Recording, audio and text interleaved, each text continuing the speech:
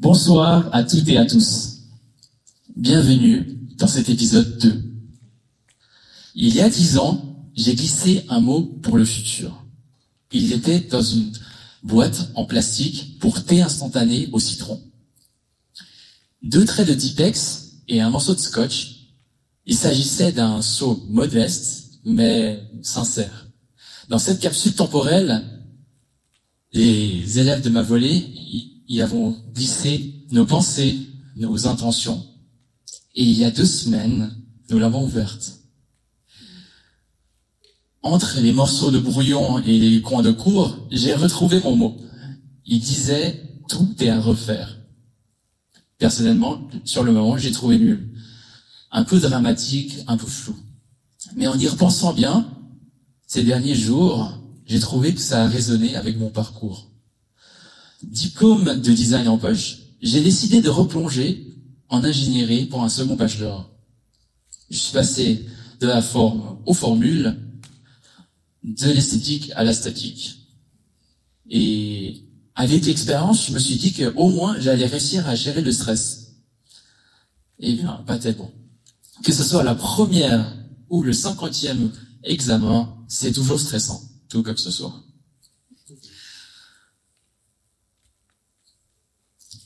Alors, j'ai tenté quelque chose de nouveau.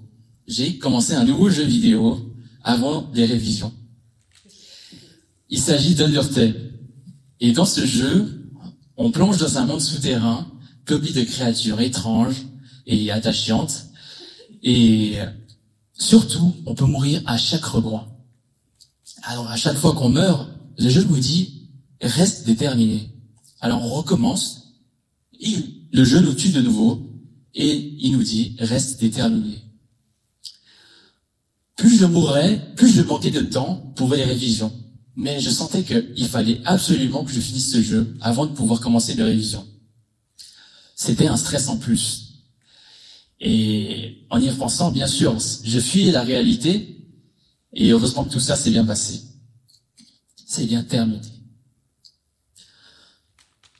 Ce que j'ai retenu de tout ça, c'est pas ce que vous pensez.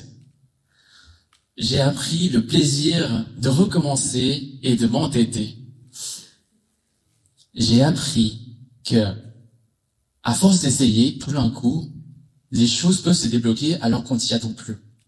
Et c'est un peu ce qui s'est passé lors de ma dernière postulation. J'ai postulé une première fois et on m'a refusé. J'ai retenté une année après. On m'a pris en entretien et dans cet entretien, on m'a posé la fameuse question « Qu'est-ce qui vous distingue des autres ?» Et je leur ai dit « Si je rate cette année, vous me reverrez l'année prochaine. » Je ne sais pas si ça m'a aidé, mais j'étais content de l'avoir dit et j'ai été pris. Revenons maintenant à notre fameuse capsule temporelle.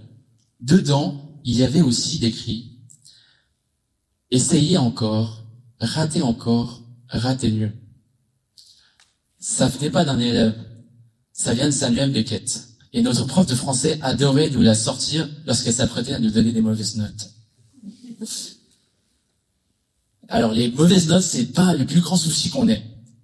Mais quand on voit la société et face à tous les grands défis qui nous attendent, on voit bien que d'un côté, il y a ceux qui ont réussi et qui ne veulent plus essayer de changer les choses. De l'autre, les personnes qui ont perdu espoir et qui ne changent plus non plus les choses. Et j'espère que nous faisons partie d'une 3e catégorie.